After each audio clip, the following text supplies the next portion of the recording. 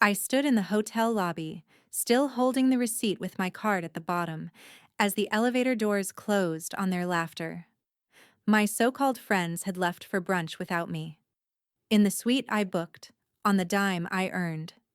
The same people who called it our trip didn't know every charge ran through my name. That night, when they came back to find their keys dead and the lights still on, they finally learned whose room it really was. We're about to begin, but if you'd like, share where you're joining from. It reminds me this story doesn't echo into silence. It lands somewhere real. Drop it in the comments and don't forget to subscribe. The hotel room smelled like expensive linen and old secrets. Joan stirred beneath a heap of featherweight blankets, the faint hum of the mini fridge barely audible over the hush of the air conditioner. A shaft of sun cut across the bedspread, sharp and golden, bisecting the space where Lacey should have been. Empty. Joan blinked, reached instinctively to the other side of the bed, and found only a cool stretch of white sheets.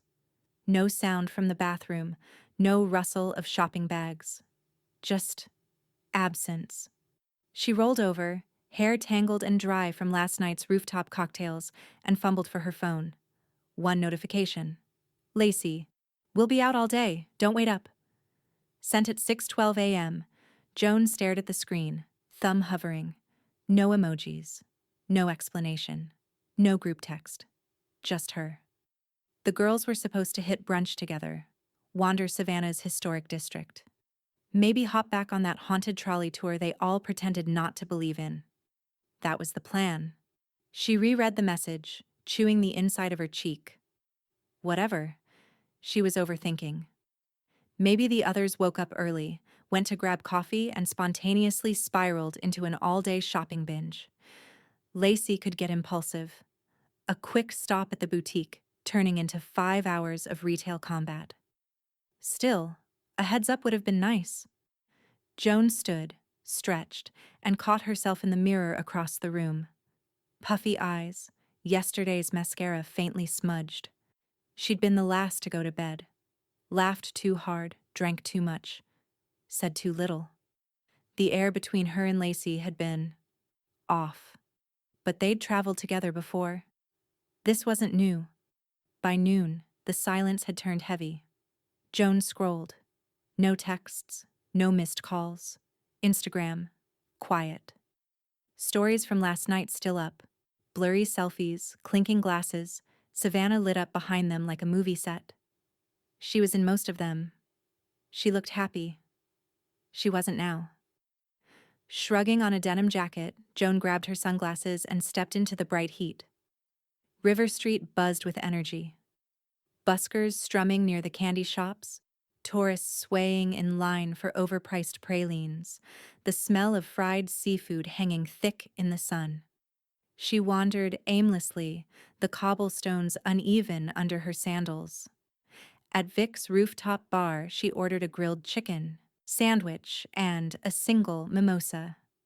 The hostess looked at her twice, not rudely, just a flicker of polite confusion at the solo diner with no reservation on a holiday weekend. Joan smiled like it didn't bother her, like she hadn't noticed the table across the terrace where 4 women laughed too loud, their voices a familiar pitch she wished she didn't recognize. Lacey still hadn't responded.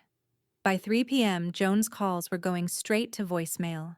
She walked, past antique shops and palm-lined courtyards, past lovers holding hands and sunburned families and the cool, shaded hush of St. John's Cathedral. She tried not to look at her phone again. She failed. A cold knot was forming in her gut, something coiled and quiet. She had known Lacey for 10 years, known her laugh, her storms, her disloyalties. But this felt different. This wasn't forgetfulness. It was exclusion. At 4:27 p.m., Joan sat on a worn wooden bench outside a closed art gallery, the sidewalk sticky with heat. A child's ice cream melted nearby, pink sugar pooling under the bench. Her phone buzzed in her hand. One text, but not from Lacey. It was a number she didn't recognize. You don't know the full story, but you will. Joan's pulse quickened. She stared at the message, then at the number. No name, no image, just those 9 words. She glanced up, scanning the street. A man in a red shirt crossed in front of her, talking into his phone. A couple snapped photos of a nearby mural. A jogger wiped sweat from her forehead and kept moving. Joan was suddenly aware of how alone she really was. Then the phone buzzed again. This time, a photo. And the moment she saw it, her stomach dropped. Her hand tightened around the phone so hard it ached. It was Lacey, but not with the girls. Not shopping. Not sightseeing. It was Lacey in a car, Joan's car, parked in front of Joan's house, with someone Joan had hoped never to see again. Joan stood in front of the full-length mirror by the elevator, adjusting the collar of her jacket like it mattered. Her face had settled into something unreadable. The old Joan would have paced the hotel lobby, texted again, maybe tried to smooth things over before knowing the full story. But the old Joan didn't exist anymore, not after that photo. She stepped out of the elevator and into the lobby's air-conditioned hush, cool marble floors muffling her footsteps. The concierge offered a half smile. Joan didn't return it. Behind the front desk, a woman with square-framed glasses and a name tag reading Geraldine glanced up from her screen. "Good afternoon, ma'am. Can I help you?" Joan leaned in, quiet but direct. "I'd like a copy of the folio for room 924. Geraldine's hands moved fast over the keyboard, but her eyes kept flicking up. Something about Joan's tone said, "Don't ask why." After a pause, Geraldine nodded. "Of course. One moment." She printed the document and slid it across the granite countertop. Joan didn't touch it right away. Her eyes scanned the page, calm and methodical. Everything. Every minibar charge, valet ticket, in-room purchase, was billed to Joan Whitmore. She pointed to the reservation name. "That's under me, correct?" Geraldine confirmed with a slow nod. "Yes, ma'am. Reservation made under Joan Whitmore. You're listed as the sole primary guest." Joan raised an eyebrow, tapping a manicured nail against the folio. "So, I'm still the one with the card on file?" "Yes, ma'am." Joan offered a polite, almost surgical smile. "Great.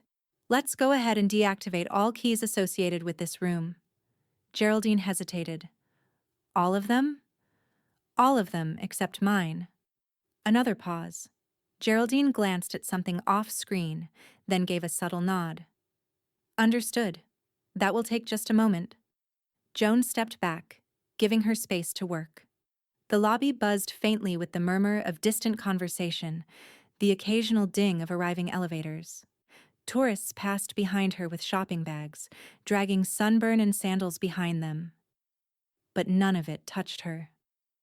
From the far end of the reception area, a man approached in a dark polo and slacks. Not front desk, not valet. His name tag read, Eli, security lead. Joan clocked him instantly. The way he moved. Professional. Quiet. Watchful. He stopped beside her with a respectful nod. "Everything okay, Ms. Whitmore?" She turned toward him and nodded, not bothering with a smile.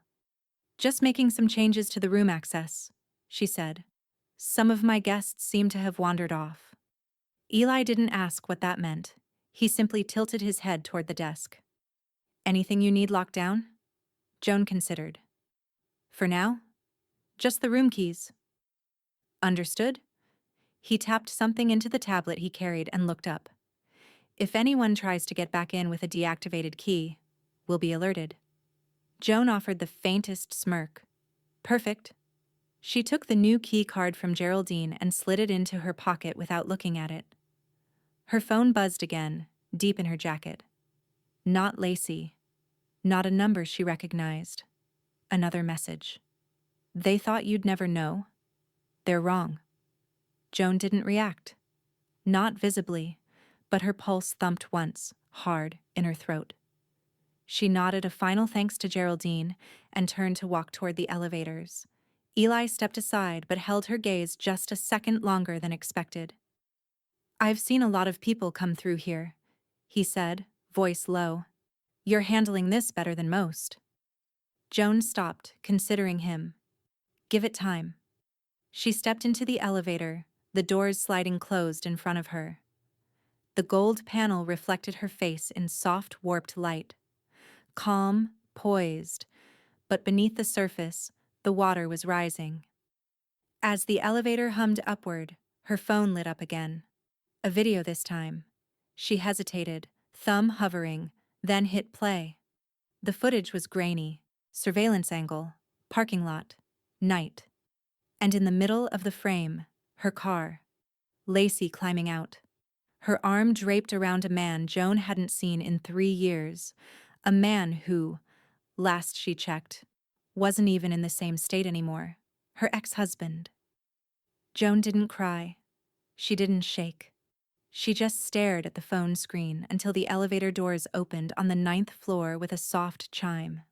Room 924 waited at the end of the hallway. The door she'd paid for. The suite she'd booked.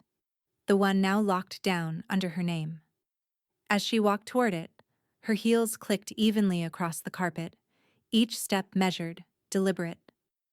The walls were lined with framed photos of old Savannah, smiling strangers from another century. Everyone in those sepia pictures looked like they were keeping secrets too. She stopped at the door, slid the keycard in. Green light. A low click. Inside, the suite was spotless. Almost too neat. Beds made. Luggage untouched. For a second, it could have been any hotel room. Anywhere. Then her eyes caught the small details. The lipstick-stained champagne flute by the TV. The perfume she never wore sitting on the dresser. The faint smell of someone else's lotion. Lacey's things. Joan exhaled once through her nose, sharp and silent. Then she picked up her phone. "Front desk," she said when Geraldine answered, her voice calm. "It's Ms. Whitmore in 924. I'd like to request a lock change for this suite." A polite pause on the other end. "Of course, ma'am. For security reasons?" "Yes," Joan replied. "And please make sure no duplicate keys remain active." "Understood. I'll have maintenance and security coordinate that for you." Joan ended the call and stood still in the center of the room, the air conditioning whispering over her shoulder. Her reflection in the window looked faint, ghost-like against the backdrop of the river. She turned away. A knock came 15 minutes later. Eli again, this time with a metal toolkit and a younger man in a hotel maintenance uniform. He didn't ask for details.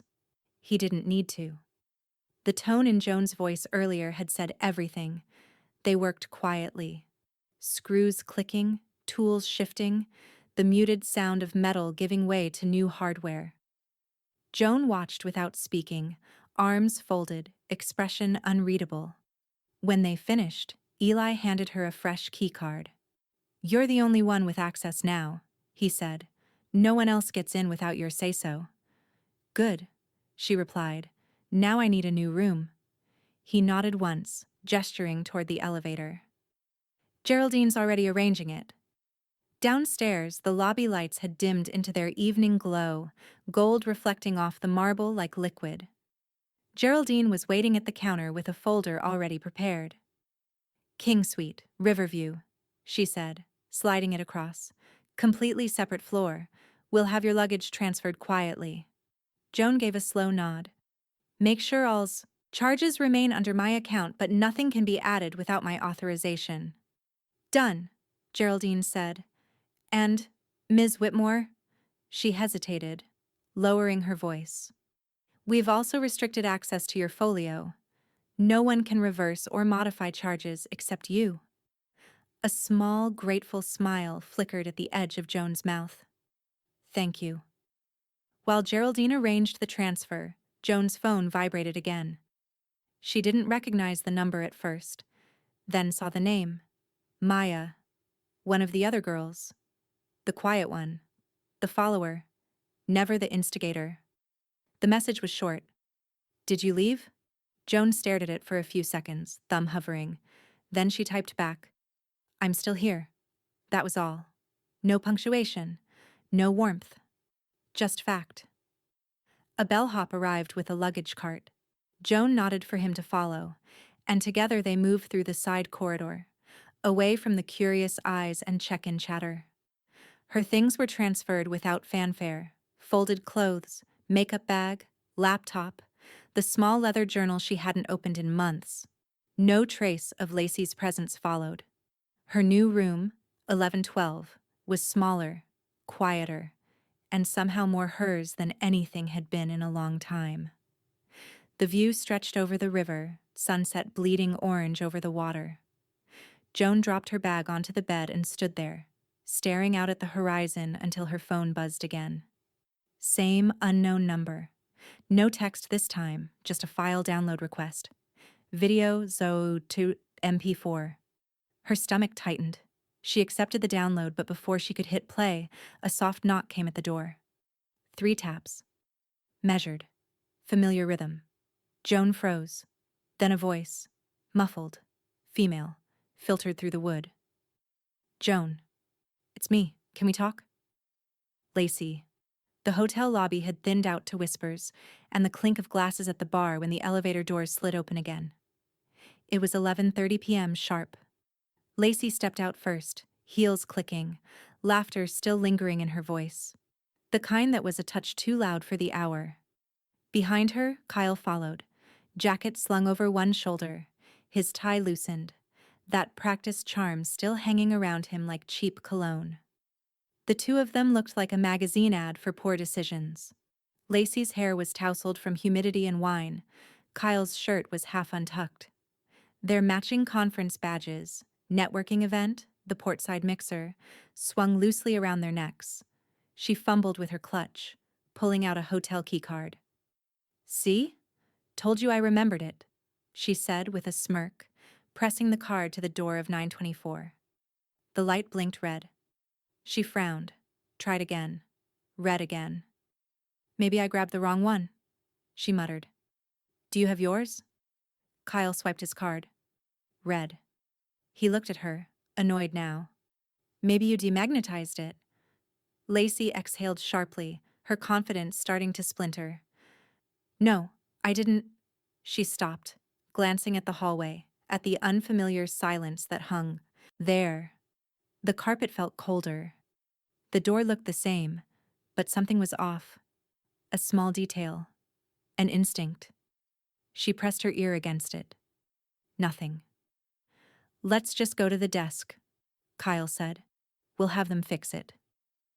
They made their way down the hall, Lacey's anger already boiling under the surface. She was good at pretending calm until she wasn't. By the time they reached the lobby, Geraldine was still behind the counter, her expression neutral and professional, the kind of calm that's trained, not felt. "Evening," Lacey began, too sweetly. "There's been some kind of mistake. Our keys aren't working for 924. Geraldine checked the computer. "Room 924 is currently active under Ms. Joan Whitmore." "Yes," Lacey said quickly. "That's us. We're with her." Geraldine's eyes lifted. "I'm afraid there are no additional guests listed on that reservation." Kyle leaned in, voice tightening. "I think you're mistaken. We've been staying there all weekend." "I'm not mistaken, sir," Geraldine said evenly. "The reservation is under Ms. Whitmore alone. Her request was to deactivate all other keys earlier today." Lacey's expression flickered. Surprise, then disbelief, then pure fury. "She what?" "I can show you the record if you like," Geraldine offered. Lacey's jaw locked. "No, I don't want to see the damn record. I want into my room." "I'm sorry, ma'am," Geraldine said, her tone softening only slightly. "Without Ms. Whitmore's authorization, I can't do that." Kyle's voice dropped low, that old defensive edge creeping back. "You can't just lock us out. Our things are in there." Eli appeared before Geraldine could respond, silent as ever, a shadow with authority. "Evening," he said, nodding to the pair. Everything okay here? Not really. Kyle snapped. Your staff locked us out of our room. Eli's gaze flicked to Geraldine. Room 924? She nodded once. Eli's phone was already in his hand. Let's confirm with Ms. Whitmore before we proceed. Lacey crossed her arms, pacing in a tight circle. This is ridiculous, she muttered. She's being petty, that's all. She'll clear it up once she realizes we're locked out. Eli made the call. 2 rings. Then Joan answered. Ms. Whitmore, he said. Professional, calm. This is Eli from the front desk. Lacey and a gentleman named Kyle are requesting access to room 924. Would you like us to reinstate their keys? A quiet pause. Then Joan's voice. Smooth, even, distant. No, she said. Tell them they can book their own rooms or go home. Eli's jaw tightened slightly, but he nodded. Understood. He ended the call, then turned back to the couple. Ms. Whitmore has declined to authorize entry. I can assist you in booking another room if you'd like. Lacey blinked, stunned. You can't be serious. She doesn't have the right. She's the registered guest, Eli said simply. Her word is final. Kyle muttered something under his breath, stepping forward. This is insane. She's... Careful, Eli warned, voice dropping just enough to freeze the air between them. For a long moment, the 3 of them stood in tense silence. Finally, Lacey laughed, brittle, disbelieving. Fine, we'll just get our own room. No big deal. But her voice cracked halfway through, and everyone heard it. Geraldine began typing quietly, arranging alternate accommodations, but Lacey turned away before the confirmation could print. She grabbed Kyle's arm, nails digging into his sleeve, and stormed toward the elevators. The moment they were gone, Eli looked back down at his phone. A new text had appeared from Joan, time-stamped 11:38 p.m. If they try to contact me again, block the call. Eli exhaled slowly, almost impressed. Upstairs, in room 1112, Joan watched the city lights shimmer across the water. Her phone was face down on the nightstand beside an untouched glass of wine. But the laptop on the bed played that same file she hadn't opened earlier, video002.mp4. And in the reflection on the screen, caught in the car window, was something she hadn't noticed before. Not Lacey, not Kyle, the driver. Someone Joan did recognize, and he was looking straight into the camera. The rooftop terrace had mostly emptied by midnight. The air was warm but restless, the kind that carried every sound farther than it should. Joan sat near the edge, a slice of sky reflecting off her untouched cocktail. Below her, the hotel's glass facade turned the lobby lights into fractured gold. She could see them from up here. Lacey and Kyle at the front desk, tiny figures in the polished glow, their movements sharp and impatient. Eli stood nearby, arms crossed, body language unshakably calm. Geraldine typed something, paused, then shook her head. Joan leaned forward just enough for the wind to catch her hair. It was almost too easy to watch them scramble. Through the glass below, Lacey's frustration was written in every gesture. She slapped her hand against the counter, pointed toward the elevator bank, turned back, tried again. Kyle's posture shifted from defensive to desperate. His jaw flexed. He gestured toward someone Joan hadn't noticed at first. A smaller shape behind them, slouched on a bench by the concierge desk. Maya, the youngest of the group. Quiet, always half in the background. And now she sat with her phone in hand, thumbs still, face unreadable.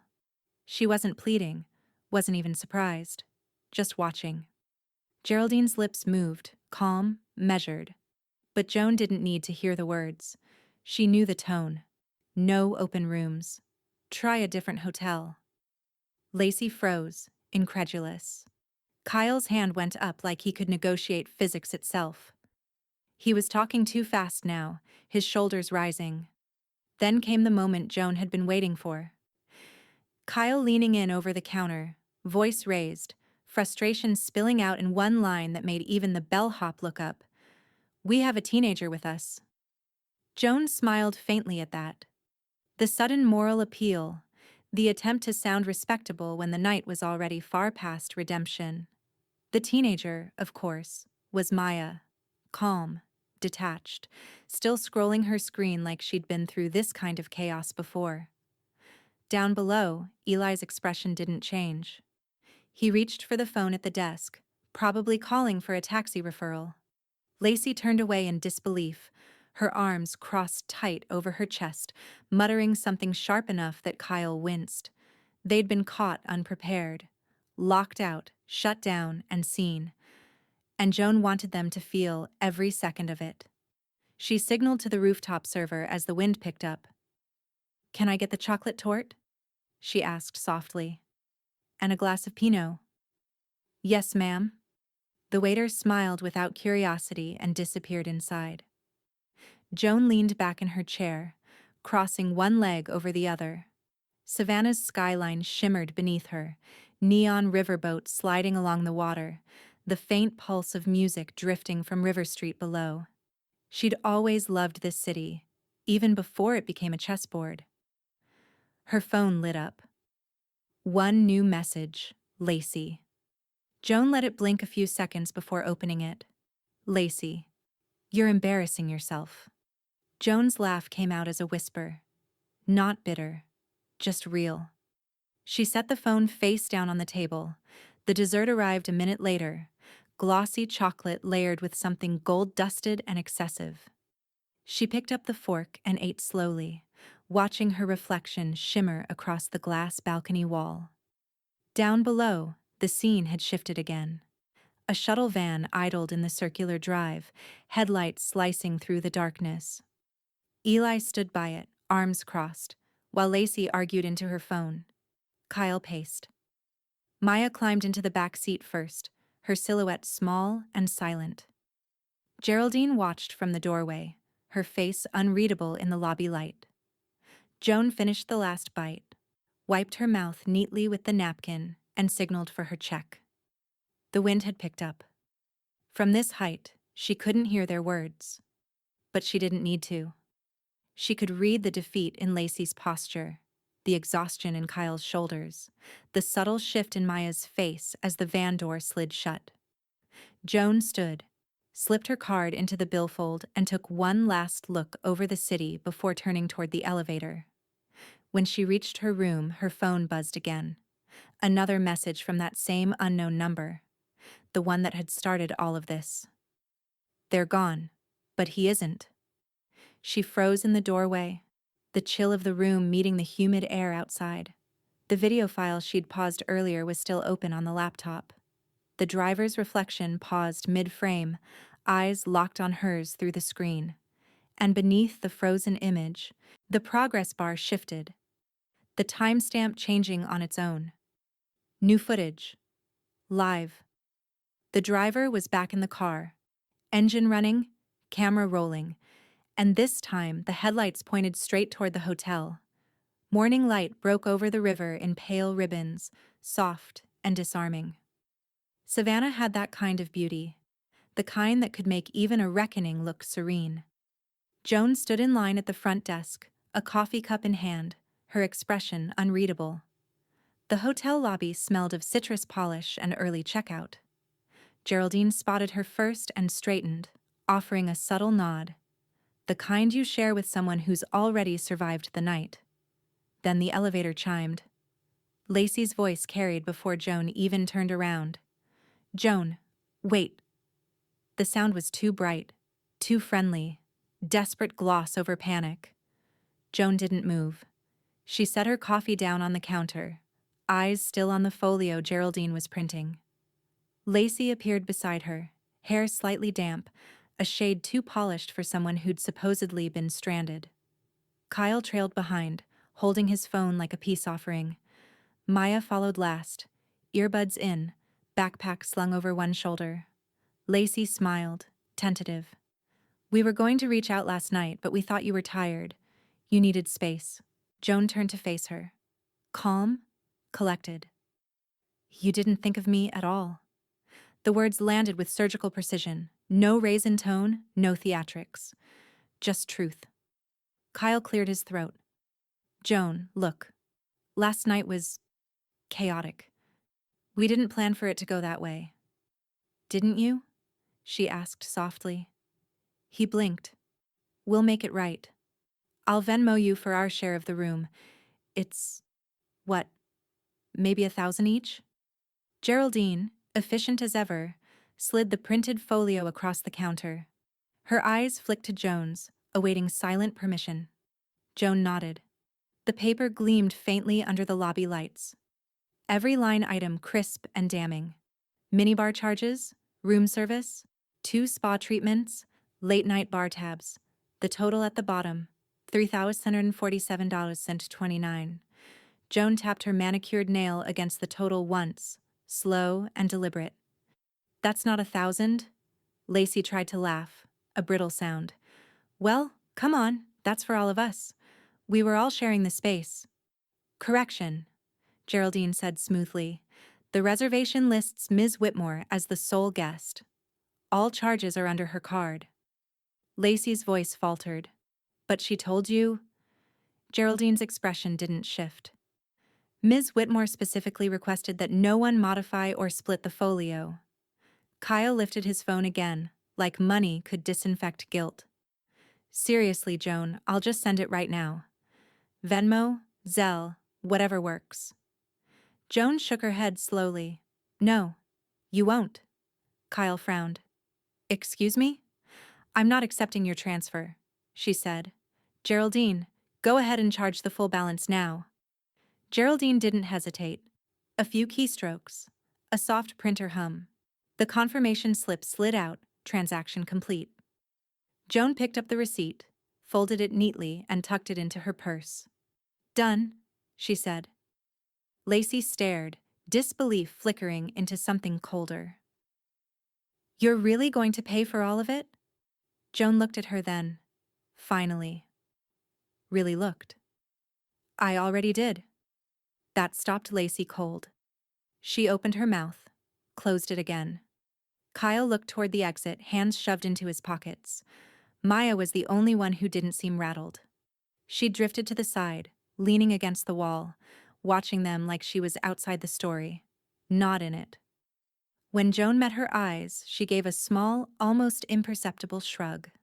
Joan's voice softened, not with pity, but precision. You used my name, my card, my patience. You took my room, my car, and apparently, my ex-husband. But you didn't take my self-respect. Lacey's jaw clenched. You're overreacting. Joan smiled faintly. Not yet. The words hung in the air, quiet as a verdict. Geraldine handed Joan her copy of the receipt, and Joan thanked her, warmly, sincerely, then turned and walked toward the lobby exit. The morning sun spilled through the glass doors ahead, sharp and clean. Behind her, the trio lingered in stunned silence. Lacey muttered something about getting breakfast elsewhere. Kyle followed without a word. Only Maya stayed behind for a moment. She reached into her bag, pulled out a sticky note, and scribbled something on it. Then she peeled it free and pressed it onto the counter near Geraldine's keyboard. Joan didn't see her do it, but when Geraldine looked down after they left, the note was still there, written in loopy teenage handwriting. This was wild. Geraldine smiled faintly, tucking it beneath the keyboard like a souvenir. Outside, Joan stepped into the heat. Her phone buzzed once more. A new message from that same unknown number. You handled them. Now it's his turn. She stopped on the sidewalk, the weight of the morning pressing close around her. Somewhere across the river, a car engine revved.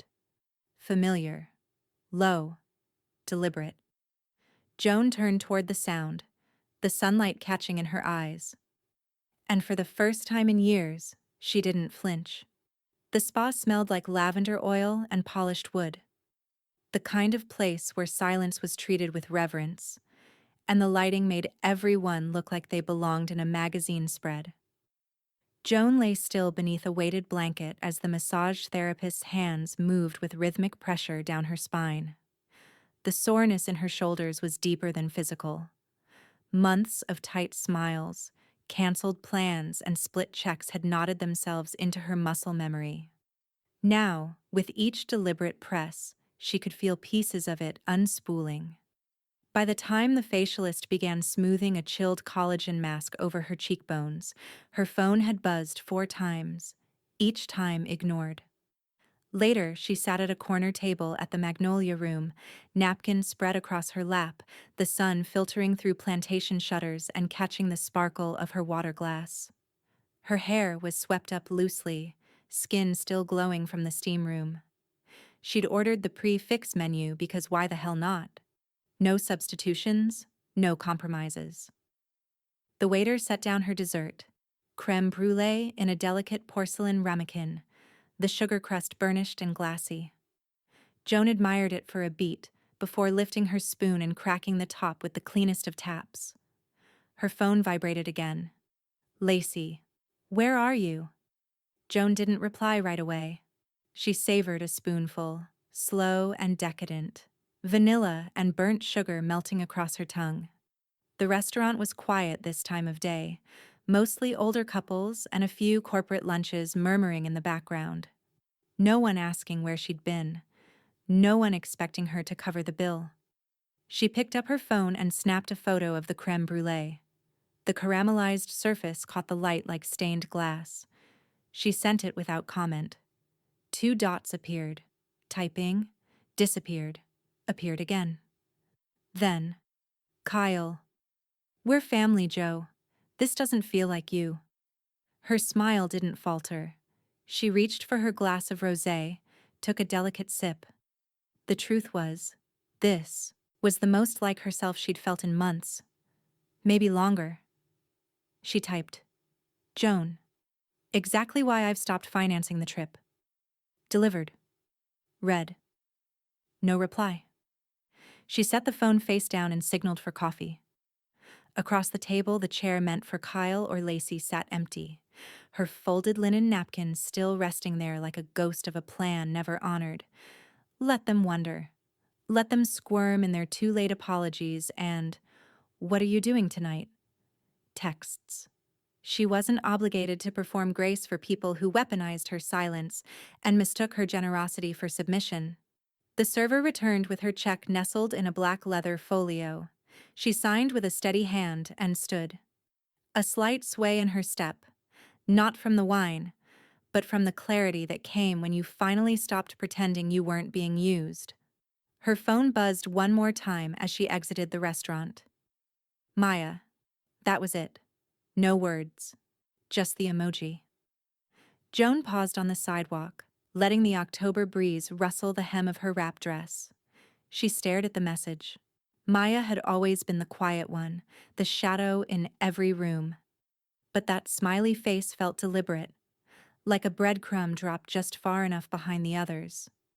Was it solidarity? Or something else? Before she could overthink it, her phone lit up again. This time with a number she hadn't saved, but now recognized immediately. Unknown caller. The same one who had messaged her that morning. The one who said, now it's his turn. She didn't answer. Not yet. Instead, Joan turned and walked slowly down the cobblestone path that curved toward the historic district. Her heels clicked in precise rhythm, her breath steady. She didn't look back. And just as she rounded the corner, her phone chimed with a voicemail notification. She stopped. Thumb hovered over the play button, then pressed it. A man's voice crackled through. Calm, familiar, and entirely unwelcome. Joan. It's Ryan. We need to talk. Spanish moss swayed overhead like slow applause as Joan crossed into Forsyth Park, her sandals brushing over the edge of a cobblestone path still damp from the early morning sprinklers. The late afternoon light had taken on a kind of softened gold, not the sharp, judging sun of noon, but something gentler, more forgiving. Joggers passed. A child screamed with laughter near the fountain.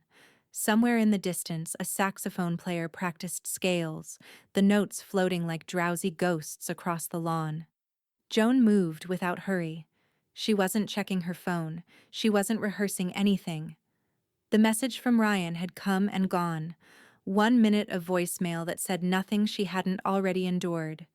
Words like talk and closure and misunderstanding that sounded like static against the clean, growing quiet inside her. She deleted it without a second listen. Now, the green opened in front of her like a hush. Joan passed a row of painters set up near the rose garden, their canvases, blooming in pinks and creams, and then slipped into the small side entrance of the Savannah History Museum. Inside, it was cool and still, the kind of air that held its own breath. She wandered past displays of antique dresses, Civil War artifacts, railroad blueprints. It wasn't a flashy museum, but it didn't need to be. It was steady, rooted. She liked that. At one point, she caught sight of herself in a reflection.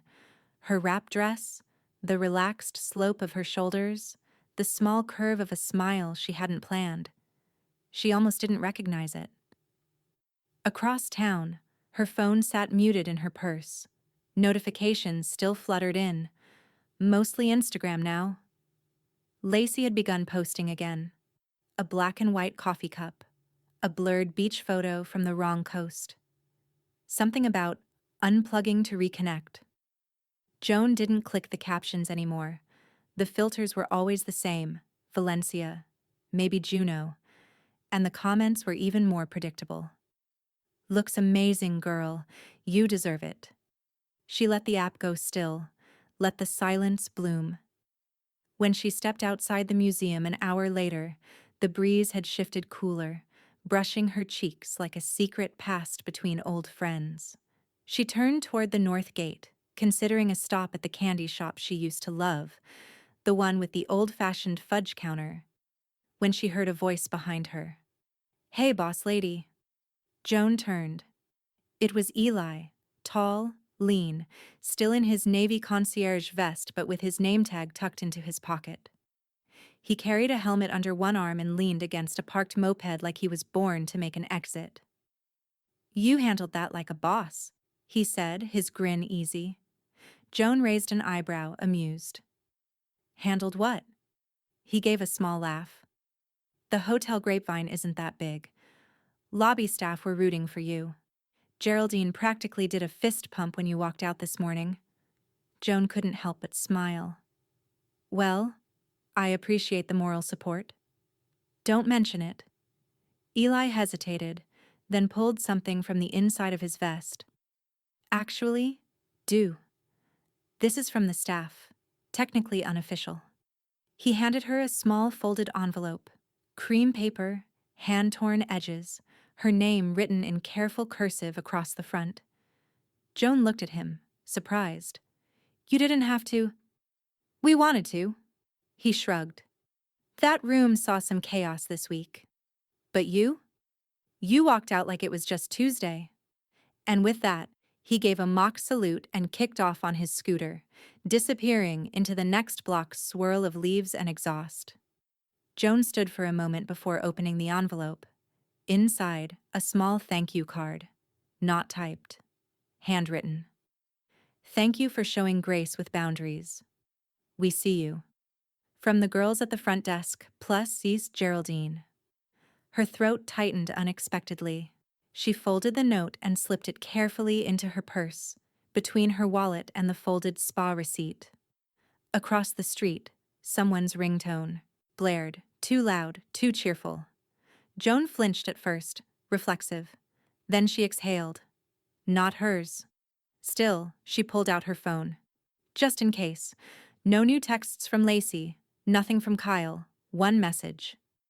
"Maya, are you free tonight? I need to tell you something." Joan stared at it. She tapped once to open the thread, and saw the photo Maya had sent, hidden behind a blurred image warning. "Sensitive content." Joan's pulse quickened. She tapped to reveal.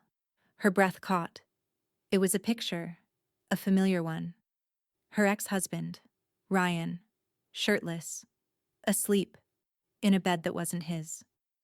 And next to him, unmistakable in profile, Lacey. Joan sat at the cafe near her rental, a quiet spot tucked beside a flower shop with wrought iron tables and strong coffee served in real porcelain cups. The sun had dipped just enough to make the awning's shadow feel protective, rather than gloomy. Her phone lay on the table, face up, though she hadn't touched it since the barista set down her espresso. She couldn't stop replaying that image Maya sent. Ryan, unconscious in a tangle of unfamiliar sheets. Lacey, curled in beside him like she belonged there. A betrayal she'd already suspected, now snapped into evidence. Joan had expected a jolt of anger, maybe tears, but all she felt was clarity. The final click in a long pattern of noise. She picked up her phone, checked her email, deleted Ryan's follow-up apology without reading past the subject line. Then, mostly out of habit, she opened Instagram. That's when she saw it. Lacey, Whitmore, Life, Girls Getaway, Hotel Review. Joan blinked. The thumbnail image was instantly familiar. A wide shot of the river from the hotel balcony, the morning mist softening the skyline just enough to look cinematic. She tapped into the post. More images. All of them familiar. The robe draped across the chaise lounge. Her robe. A photo of the creme brulee she'd eaten alone at the Magnolia Room. Even the spa selfie, cropped just above the nose, was hers. The one she'd taken for her own story, then never posted. The caption gushed about intentional luxury, wellness reset, and sisterhood energy. Joan sat frozen, thumb hovering over the screen. There was no mention of Joan, no mention of the charges she'd paid, the betrayal they'd staged, or the real reason she hadn't joined them for dinner. Just hashtags. Empowered women. Soul Trip, Sean, brand partner. She stared at the final line of the caption. We needed this reset. So grateful to be healing in this space with my ride or dies. Joan didn't need to scream. She didn't need to call anyone. She simply scrolled to the bottom and tapped Add Comment. Her fingers moved with elegant precision. Joan Whitmore. Interesting. I took those photos. She didn't add punctuation, didn't tag anyone, just pressed Post. The comment appeared instantly, sitting like a glass shard beneath all the pastel fluff. She watched the likes pause, then taper. 30 minutes later, she refreshed the post. Gone. Not just the comment, the entire post. She smiled to herself, not out of satisfaction, but understanding. It was always about the illusion, the curated lie of it all. The girls' getaway that only worked if no one looked too closely at the cost, emotionally or financially. The phone buzzed. A text from Kyle. Kyle. Come on, Joan. We're just trying to grow a brand. It's exposure, that's all. Exposure. Joan stared at the word like it might disintegrate. She set her cup down gently and typed, Joan, start by paying your bills. Sent. Delivered. Read. No reply. Across the street, the florist propped open the shop door and the scent of cut eucalyptus and sun-warm roses drifted out.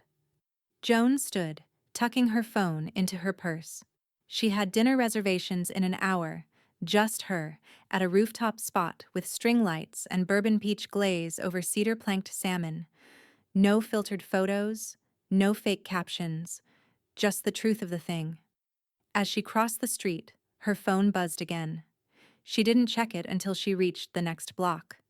A name flashed she didn't expect. Maya. The message was short. Maya. That wasn't the only photo I found. You should see what they posted on their burner account. The morning air was cool enough to require a light jacket. Not that Joan needed one. She was already burning with the kind of resolve that made layers feel unnecessary. She stepped into the lobby of her short-term rental, coffee in one hand, phone already dialed in the other. 2 rings. Then, Southeast Properties. This is Melinda. Hi, Melinda, it's Joan Whitmore. I need to remove myself as guarantor on Unit 304 at the Alderidge. The pause on the other end was just long enough to register surprise. You're listed as financial cosigner on that lease, correct? I was, Joan said. Not anymore. She leaned against the window ledge overlooking Bay Street, watching tourists shuffle along in camera-laden clusters, oblivious to the quiet tectonic shifts taking place in someone else's life. I'm happy to send the formal paperwork. But I wanted to give you a heads up. Melinda cleared her throat. All efficiency now. In that case, we'll need to reassess the lease eligibility. If the tenants can't qualify without a guarantor, then they'll need to vacate, Joan finished gently. Exactly. Understood, Ms. Whitmore. We'll begin the reevaluation process immediately. Thank you, Melinda. I appreciate your help. She ended the call and took a long sip of her coffee, the bitterness grounding. There were no fireworks, no courtroom standoff, no raised voices. Just a woman with the receipts, finally done cleaning up other people's choices. By noon, the notice had been delivered. Joan didn't witness the moment it landed, but she could imagine it. Kyle still in pajama pants, confused by the manila envelope. Lacey too busy crafting fake captions to register the actual consequence of biting the hand that used to pay the utilities. By 12:06, the texts started. Lacey.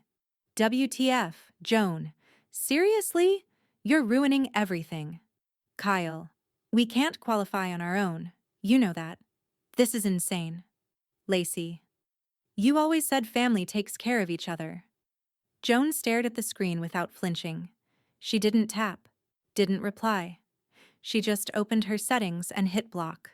Again. By 12:10, it was silent. She pulled out her contacts and scrolled to Mark Reynolds. Mark had been her financial planner for 6 years. Ever since the divorce from Ryan had left her with joint accounts, frozen credit, and a panic attack in the parking lot of her own bank. The call rang twice. Joan, Mark greeted, upbeat and calm in that Connecticut neutral voice of his. You somewhere warm right now? Savannah, she said. I need your help. Again. Of course. What's going on? I want you to scrub them, she said. Lacey, Kyle.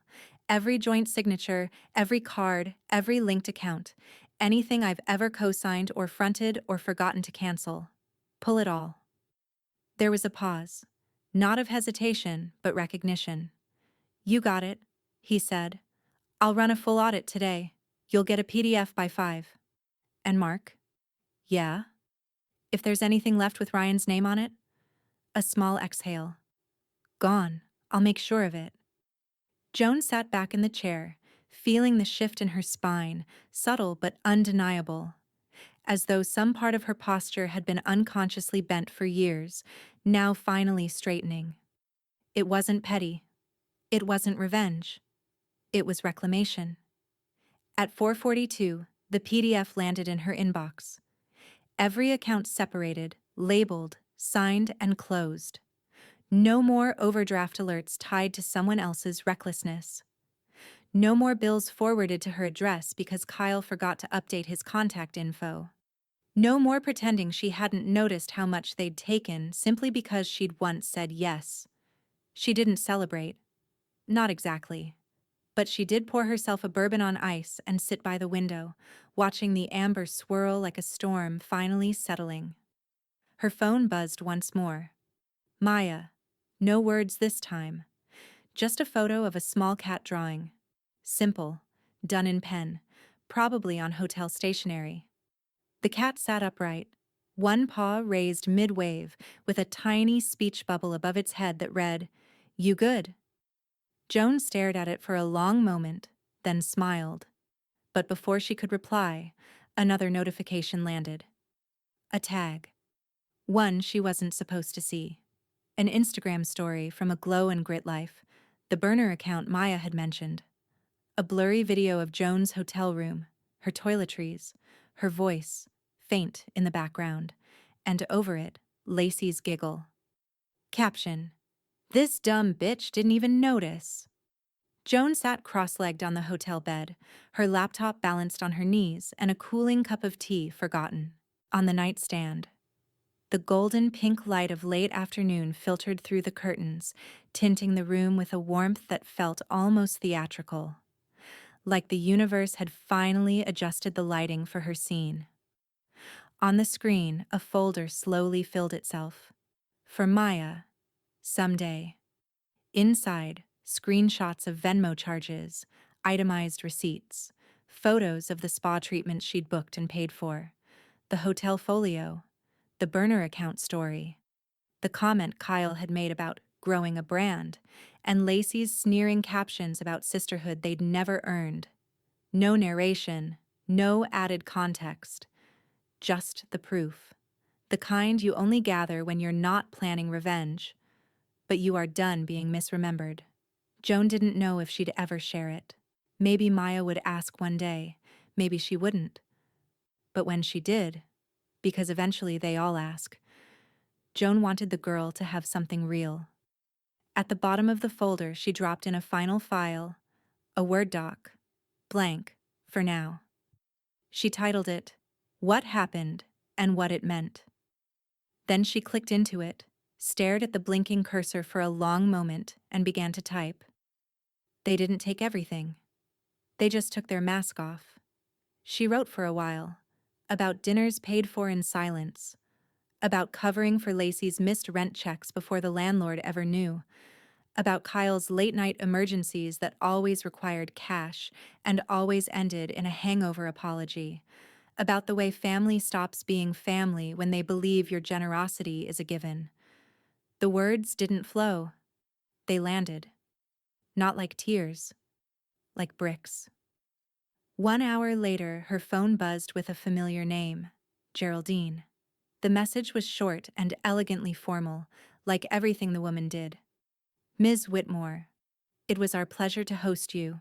Your stay has been noted, and management would like to extend a complimentary voucher for any future visit. No expiration. Just let us know when you're ready. Joan smiled. Not the tight, practiced kind. The real kind. Small and sure. She typed her reply with care. Thank you, Geraldine. Next time, I'll bring people who show up. Not better people. Not new friends. Just people who show up. She closed the laptop and stood, stretching until her spine popped in quiet protest. The sky outside had deepened to a bruised lavender, and the city was starting to hum again. Trolley bells in the distance, the occasional clink of silverware from nearby patios, the low mutter of tourists planning where to go next. She slipped on her sandals and stepped out onto the small balcony. The air was soft and heavy with the scent of magnolia and something faintly metallic, river air. She rested her hands on the railing, breathing it in. Her phone lit up again. Maya. I think I get it now. No emojis, no selfies, no follow-up. Just a sentence. A turning point, maybe. Joan didn't respond. She didn't need to. Instead, she slipped her phone back into her pocket and stayed there for a long while, watching the sun sink slow and deliberate behind the waterline, her hands steady on the rail. The wind shifted. Somewhere below, laughter floated up from a bachelorette party spilling out of a pedal pub. The same city, the same noise. But none of it touched her now. Then, from inside the room, her laptop pinged again. A new email. Subject line, Ari, your image use. Legal concern from someone named Evan. Joan turned back toward the room, clicked the message open, and frowned. The brand Lacey had tagged in her fake post? It was real, and they'd noticed. The platform was quiet when Joan arrived, the kind of quiet reserved for early mornings and late goodbyes. A soft fog licked at the corners of Savannah's Union Station as the Amtrak sleeper line idled under the overhang, its silver hull streaked with dew and diesel. Joan wore flats, linen pants, and no makeup. The kind of outfit that didn't ask for anyone's approval, just comfort. Her suitcase rolled smoothly behind her. Not overstuffed. Not frantic. Just enough. The conductor took her ticket with a nod, glanced at his tablet, and said, "Roomette 3. You're all set." Inside, the sleeper car smelled faintly of carpet cleaner and coffee. The corridor was narrow, the windowed compartments lined up like tiny chapters waiting to be read. She slipped into her space, compact, but thoughtfully arranged. 2 seats facing each other, a window, a fold-down tray, a curtain for privacy. A kind of stillness she hadn't felt in weeks. Maybe longer. She didn't check the Wi-Fi, didn't open her email. She just slid the door shut, locked it gently, and sat. Outside the window, the train jolted once, and then began to hum forward. Slow at first, then steadier as Savannah's old bones blurred into green stretches of southern countryside. She reached into her tote and pulled out a paperback. Well-loved and barely touched. The spine cracked easily as she opened to the first real chapter, not the page she'd been pretending to read all week. A tea bag soaked gently in the ceramic to-go cup she'd picked up at the station cafe. Mint. No sugar. She read, sipped, turned pages without checking the time. For once, she wasn't replaying conversations in her head. Not Lacey's excuses, not Kyle's transactional guilt, not even Ryan's pathetic attempts at re-entry. It was as if their voices had finally gone quiet. Like they'd been exercised not with rage, but with boundaries. Somewhere in the distance, farmland rolled by. Tall grasses bowed in the wind. A hawk cut across the sky with single-minded purpose. Joan adjusted the curtain just slightly and let the light settle across her lap. Her phone stayed face down on the tray. No pings, no buzzes. Just the soft thrum of steel on rail and the occasional creak of the car as it leaned into another. Slow bend northward. It wasn't the kind of quiet that begged to be filled. It was the kind you earned. Around mile marker 122, her phone lit up once. A single text. "Geraldine, let us know if you ever need a room again. Truly. No check-in time required." Joan smiled. Typed back without overthinking it. "Joan, only when I'm not being ditched." 3 dots flickered. Then nothing. Geraldine had always known when to let a joke stand on its own. Joan leaned back and pulled the little blanket across her lap. It smelled like starch and faint lavender, a cleaner kind of home. She rested her head against the window and closed her eyes, letting the movement of the train carry her. Her body, for the first time in months, understood that it wasn't being hunted for attention, for favors, for money. It could simply rest. She didn't know exactly what waited for her back in Albany. There would be unpacking, some uncomfortable but necessary conversations. Probably a few messages from people who'd been seed on damage control threads Lacey was surely spinning. But for now, it was just the rhythm of forward motion. Then, just before sleep could fully take her, her phone buzzed again. A message from an unknown number. "Avan. Following up on your image rights, we'd like to speak about a possible statement. And compensation." Joan blinked at the screen, sat up slowly, because there it was. The thing Lacey and Kyle never expected. Accountability. It was almost laughable. The anonymity. Joan had been home in Albany for less than a week when the message came in. Not from Maya. Not from Geraldine. From a username she didn't recognize. Yaudry says. Slid quietly into her Instagram DMs. "You might want to listen to this. About 20 minutes in. Sounds familiar." Sent with a link to a podcast episode titled "Toxic Generosity and the People Who Weaponize Kindness." Joan hesitated. Clicked. The podcast was hosted by Kyle. She recognized his over-smoothed voice instantly.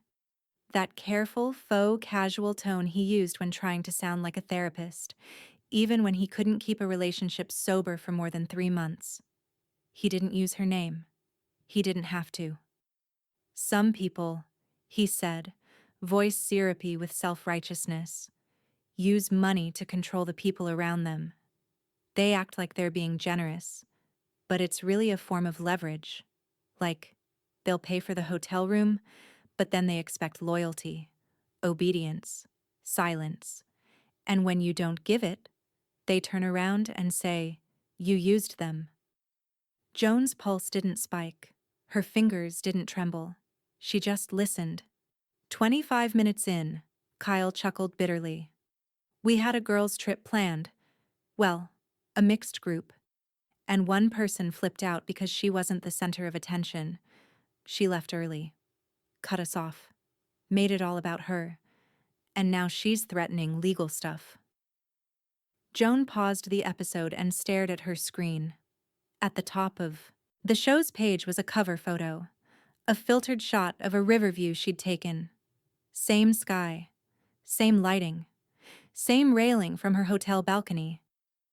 Kyle hadn't just rewritten the story. He was using her life to do it. The rage didn't rise, it crystallized. She copied the link, forwarded it to Evan, the image rights contact from the brand. Beneath it, she added a simple note. They're still using my likeness. Now without my name. Then she opened a folder on her desktop, the one she thought she might never use. For Maya. Someday. Inside, she found the screenshots, the hotel receipt, the spa charges, the reservation confirmation with her name, the guest list that included Kyle and Lacey, and no one else listed as paying. She converted them into a tidy PDF, attached it to her Apple Podcast account, and scrolled down to the review section. There, beneath all the glowing praise about Kyle's vulnerability and real talk, Joan typed, "Here's the receipt." She pasted the Dropbox link, then posted.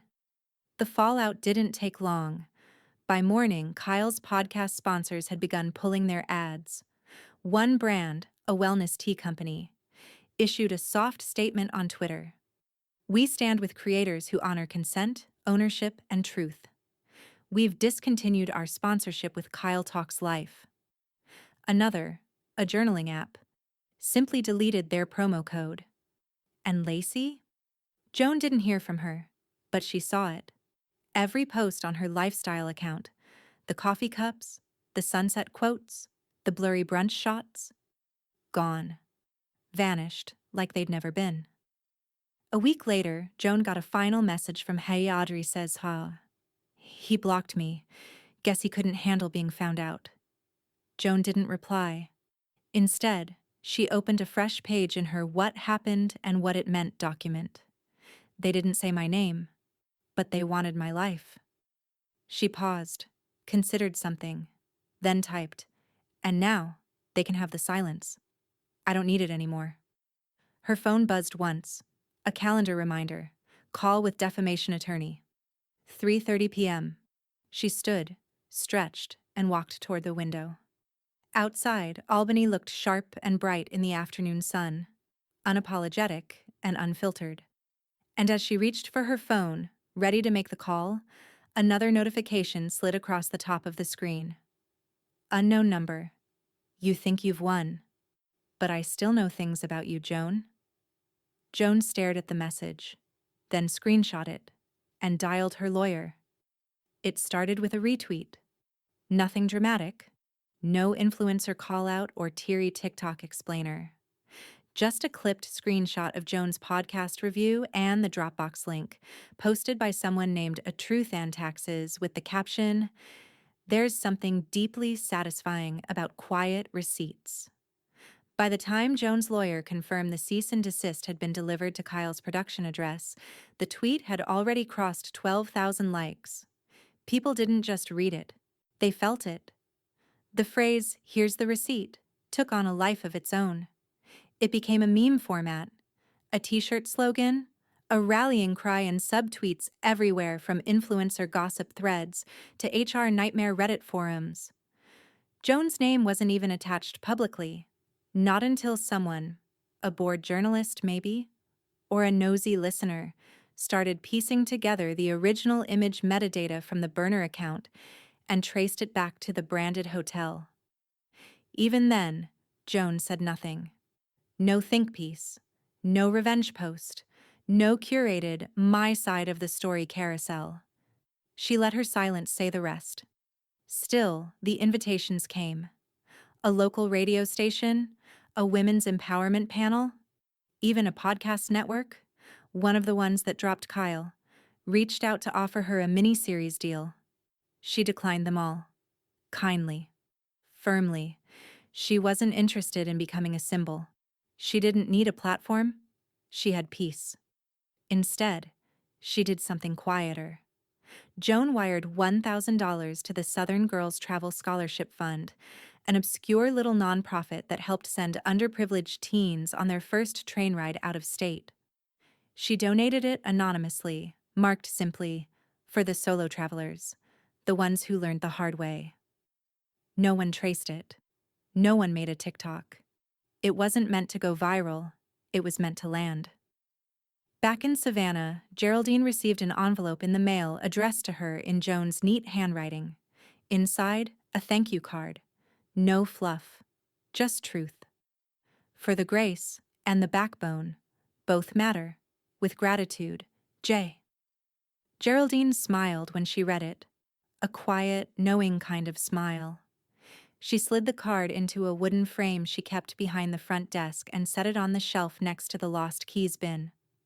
Later that week, Eli walked into the lobby with his usual moped helmet tucked under one arm and pinned a laminated notice to the staff bulletin board. New policy, effective immediately. Guest folio or charge modifications must be approved by all listed parties. No exceptions, no assumptions. Underneath, in tiny blue ink, someone had scribbled, "Call it the Whitmore Rule." No one erased it. Back in Albany, Joan sat at her dining table, finalizing the edits to her will. The lawyer looked up, surprised, when she added a new beneficiary. Maya Whitmore. Relation? The lawyer asked, pen poised. Joan hesitated for only a second. Someone I've outgrown blaming. No ceremony, no drama, just clarity. The addition was quiet, simple, and binding. A small sum, not enough to change a life, but enough to let someone start one, if they ever needed a clean break. Joan closed the file and sealed the manila envelope. She felt no need to tell Maya. Some things didn't require announcement. They just needed to exist. That night, as Joan walked home from her favorite corner bookstore, a paperback tucked under her arm, the air just brisk enough to require gloves, her phone buzzed once. A new notification. Not from Maya. Not from Geraldine. Glow and Grit Life. Live. Setting the record straight. The account Lacey had wiped clean was live again, and broadcasting. Joan paused on the sidewalk. Pressed play. Lacey, on screen. Pale. Shaky. Framed in front of a soft focus background that looked just a little too curated. People are so quick to believe one side, she said, voice breathy. But there are things she's not telling you.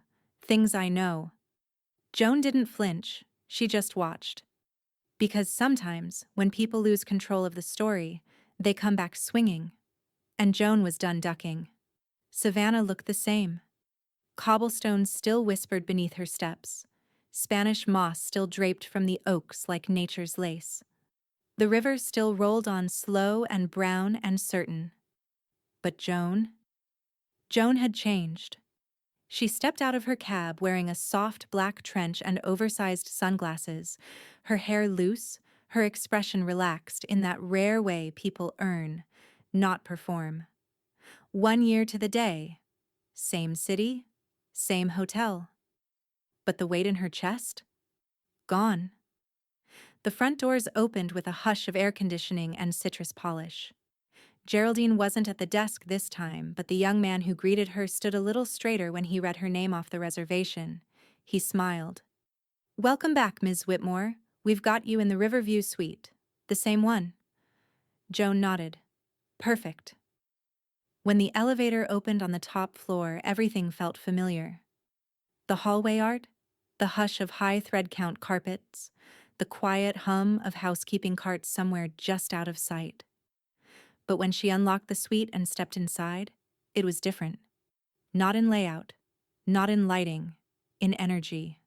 The room held no ghosts now, no laughter that soured into mockery, no makeup-streaked towels or secrets shoved into drawers. Just sunlight slanting through the tall windows, catching on the glass table where a chilled bottle of wine waited beside a card. "Welcome back, Ms. Whitmore. We've missed your steadiness." Gee. No logo. No hotel stationery. Just the note. And Joan smiled. She unpacked slowly. A single suitcase, a linen dress, one pair of heels she might not even wear. She took her time placing her book on the nightstand, her journal beside it. There was no need to share a closet, no toothbrushes lined up like false promises. That night, she walked River Street at sunrise, not sunset. The streets were mostly empty, save for joggers and vendors setting up their slow rituals. The light was clean and cool, slipping between buildings like forgiveness. She didn't take photos. She didn't post. She simply was. Joan stopped at a bench overlooking the water, the same one she'd once passed on her way to chase people who couldn't bother chasing her back. She sat for 20 minutes. Maybe more. She thought about everything and nothing. She let her lungs fill with clean coastal air. Nobody texted. Nobody asked where she was. Nobody demanded an explanation. And that, she realized, wasn't lonely. It was earned. Later, in her suite, she poured one glass of wine. Just one. She sat on the chaise and opened her journal. Not the what happened file, not the folder of screenshots or legal threads. Just blank, linen-paged space waiting for something better. She wrote, "I didn't lose anything. I made room." She closed the journal, smiled, then stood, walked to the balcony, and looked out. The river was still moving, the city still humming. But none of it asked anything of her now. She stepped back inside, closed the balcony door, and left it shut. She didn't need the wind to carry anything else away. She had kept the only thing worth salvaging. They left me in the hotel, but I kept the room, the bill, and the dignity.